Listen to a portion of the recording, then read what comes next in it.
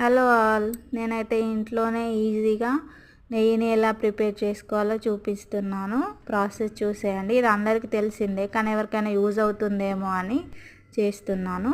నేను ఇది పాల మీగడ, మొత్తం టోటల్గా పాల మీగడ 1 మంత్ నుండి స్టోర్ చేసి ఫ్రిడ్జ్లో పెట్టుకున్నాను. ఈరోజు అయితే ప్రిపేర్ చేస్తున్నాను.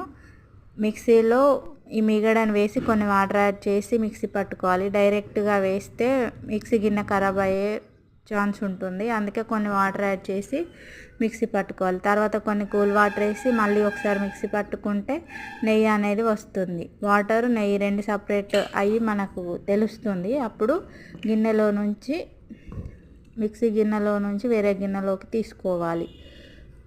నేను ఎంత మీగడైతే వేసానో నాకు అంత నెయ్యి వచ్చింది, చూడండి. ఇప్పుడు వేరే గిన్నెలో వేసుకున్న తర్వాత మళ్ళీ కొన్ని కూల్ వాటర్ వేసుకొని దీన్ని కడుక్కోవాలి. కడిగి వేరే గిన్నెలో వేసుకోవాలి.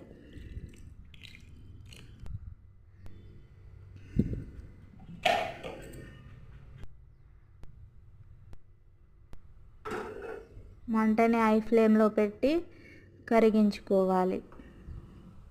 కరిగిన తర్వాత లో ఫ్లేమ్లో పెట్టి మాత్రమే నెయ్యి మొత్తం పూర్తిగా వచ్చేదాకా లో ఫ్లేమ్లోనే ఉంచాలి. నాకైతే ఒక 45 మినిట్స్ పట్టింది.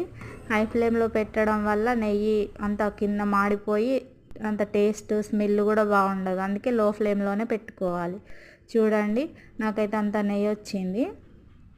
ఇలా హెల్తీగా ఇంట్లోనే చేసుకుంటే పిల్లలకు కూడా హెల్తీగా పెట్టచ్చు. నచ్చితే లైక్ చేయండి, సబ్స్క్రైబ్ చేయండి. Thank you for watching.